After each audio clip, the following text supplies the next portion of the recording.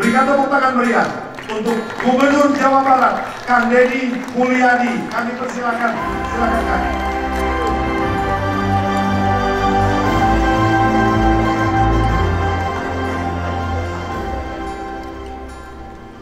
Assalamualaikum warahmatullahi wabarakatuh. Sampurasun. Yang saya hormati, saya muliakan dan saya banggakan Menteri Koordinator Perekonomian Republik Indonesia. Saya ucapkan selamat datang di Kota Bandung, Provinsi Jawa Barat. Yang saya hormati, ini sahabat saya, namanya nama orang Sunda tapi orang Kalimantan Selatan kalau nggak salah, Maman Abdurrahman. Tepuk tangan ya, UMKM. Kemudian ini sebenarnya dulu mau jadi penasehat ahli saya, tapi keburu jadi menteri, Bapak Menteri Tenaga Kerja. Terima kasih Pak, luar biasa. Kemudian ini senior saya, orang Cirebon yang sukses di Jakarta, tetapi tidak lupa membangun di Jawa Barat, Pak Erlangga Hartarto. Pak Enggar, agak mirip-mirip namanya dengan Pak Erlangga. Saya ucapkan terima kasih. Kemudian sahabat saya dulu di Komisi 4 ternyata sudah jadi gubernur juga, Pak Gubernur Sulawesi Barat. Kemudian juga Pak Wakil Gubernur Aceh. Kemudian senior dalam dunia ketenagakerjaan, dunia keusahaan. Kalau ngomongin UMK selalu identik dengan Pak Sofian Wanandi. Tepuk tangan. Kemudian Ketua Umum Apindo, Ketua Kadin, semua yang hadir pada kesempatan pagi hari ini saya ucapkan selamat datang di Kota Bandung. Dan saya mohon maaf tidak menyebut satu persatu semuanya. Para bupati, wali kota, saya ucapkan terima kasih. Saya lebih memposisikan diri menjadi seorang ketua RT saja di Jawa Barat ini. Karena apa? Karena bicara dunia usaha, dunia industri, dunia ketenagakerjaan tidak bisa diselesaikan di balik meja.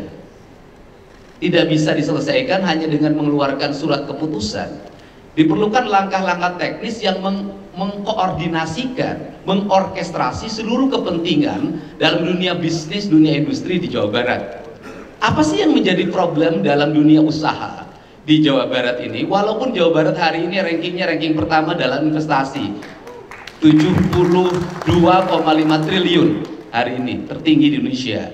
Tetapi di balik itu saya belum puas. Kenapa? Ada problem-problem fiskal, ada problem sosial, ada problem politik yang harus segera diselesaikan di Jawa Barat, sehingga gubernur mengorkestrasikan seluruh kepentingan investasi dari mulai tingkat RT sampai tingkat menteri. Apa problemnya?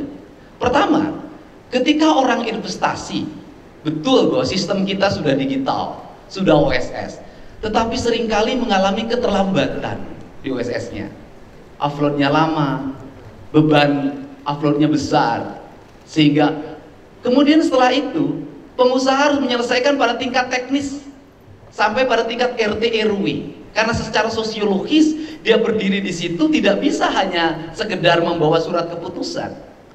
Maka di situ diperlukan seorang pemimpin untuk mengorkestrasikan, memberikan pemahaman kepada lingkungan masyarakatnya bahwa kehadiran industri membawa daya dukung multiplier efek ekonomi apabila rakyatnya memiliki kesiapan. Tetapi kalau masyarakatnya di pikirannya adalah ketika ada investasi maka ada penjualan tanah, harga tanah menjadi naik, maka setelah itu pembebasan dia beli mobil, bangun rumah baru, istri baru akan menjadi problem.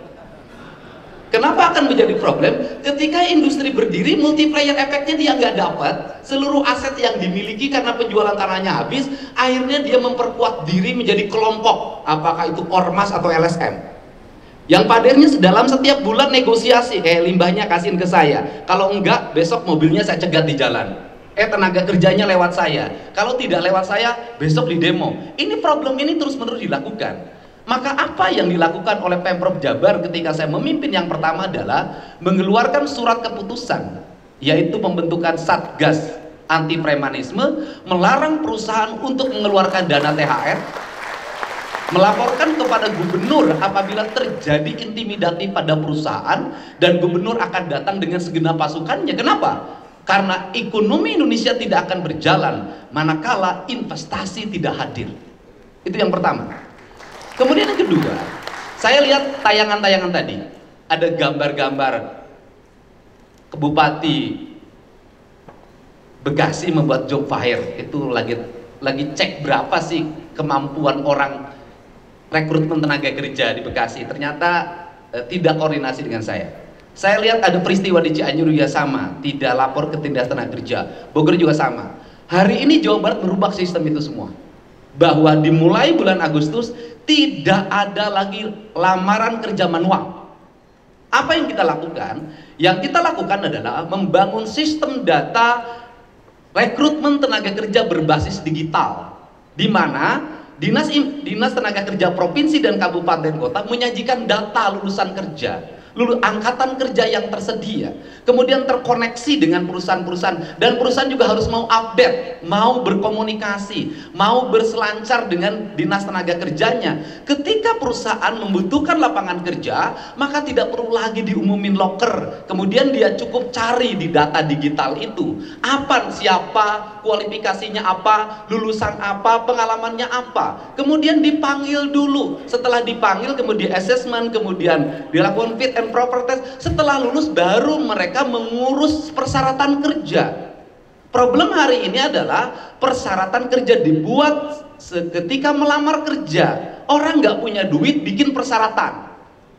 Bikin persyaratannya pinjem ke bank keliling, pinjem ke bank emok, jadi beban. Ketika tidak diterima, dia merasa orang desa tersebut tidak diterima, dia ngamuk, Pak. Ini problem. Saya kemarin menyelesaikan konflik di Kerawang. Ada perusahaan suku cadang otomotif yang membuat rekrutmen tenaga kerja di masyarakat desa setempat itu 162 daftar, hanya 2 yang lulus. Kepala desanya ngamuk. Kemudian menekan perusahaan, dan kebetulan manajer personalianya mengucapkan ucapan yang menyinggung dan bersifat sara. Kemudian saya undang kepala desanya, saya bicara apa problemnya. Problemnya adalah yang lamar kerja di matematika dasarnya lemah.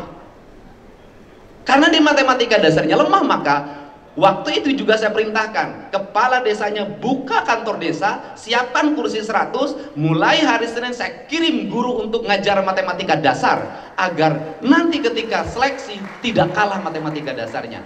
Problem pendidikan kita hari ini, Pak Menko, adalah sekolah kita lebih sibuk pada pengajaran, bukan pembelajaran. Sekolah kita kadang tidak baca apa yang menjadi kebutuhan pasar kerja. Sibuk dengan kurikulum, yang penting 1000 halaman disampaikan. Yang 1000 halaman itu muridnya stres, gurunya capek, ketika lulus seleksi di perusahaan nggak keterima. Ini problem. Nah, sudah saatnya hari ini Apindo, pemerintah Provinsi Jawa Barat, dan seluruh stakeholder dalam dunia usaha di Jawa Barat, satu, dunia usahanya harus terbuka.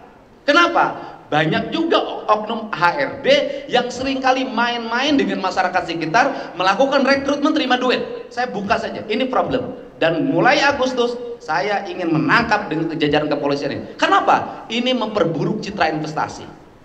Ini harus dilakukan. Nah, itu yang pertama. Yang kedua, problem kita apa lagi, Pak Menko? Saya juga suka kasihan sama pengusaha ini. Kenapa? Sudah bayar pajak, dipajakin.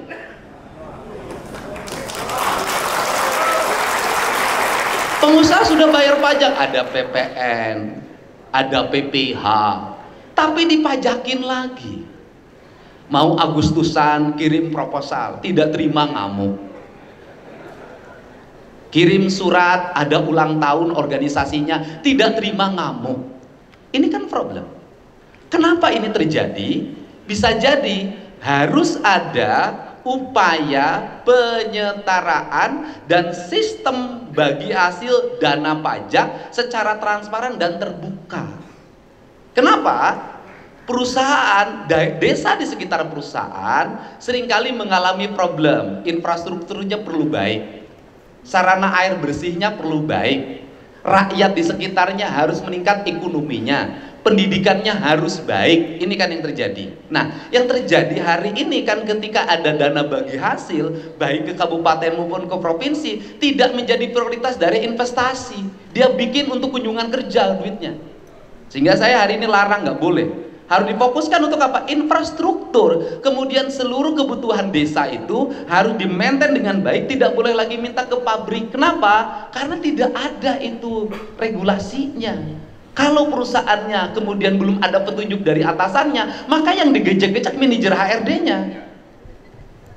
Nah, Ini harus dibuat siklusnya, sehingga saya nanti akan ngatur di dana desa provinsi. Anda basisnya industri, maka fokus saya adalah hari ini air bersih di sekitar industri harus baik, jalan harus dipastikan harus baik, rumah rakyat miskinnya harus baik, sekolahnya harus baik, anak-anaknya harus bisa sekolah dengan baik. Kemudian setelah itu pemerintah terbuka mengumumkan kepada rakyat bahwa jalan di desa Anda dibangun berdasarkan pembayaran pajak dari perusahaan yang ada di sini. Anak-anak di sini kuliah itu dapat beasiswa dari provinsi, uangnya dari dana bagi hasil pajak pemerintah pusat dan provinsi. Air bersih dibangun berdasarkan pajak yang dibayarkan oleh perusahaan. Para bupati, para wali kota, anggota DPRD harus mengatakan bahwa Anda dapat aspirasi untuk kepentingan rakyat, bukan dari Anda, bukan dari gubernur, tapi pembayaran pajak yang dilakukan oleh perusahaan-perusahaan. Dan sekarang balik lagi,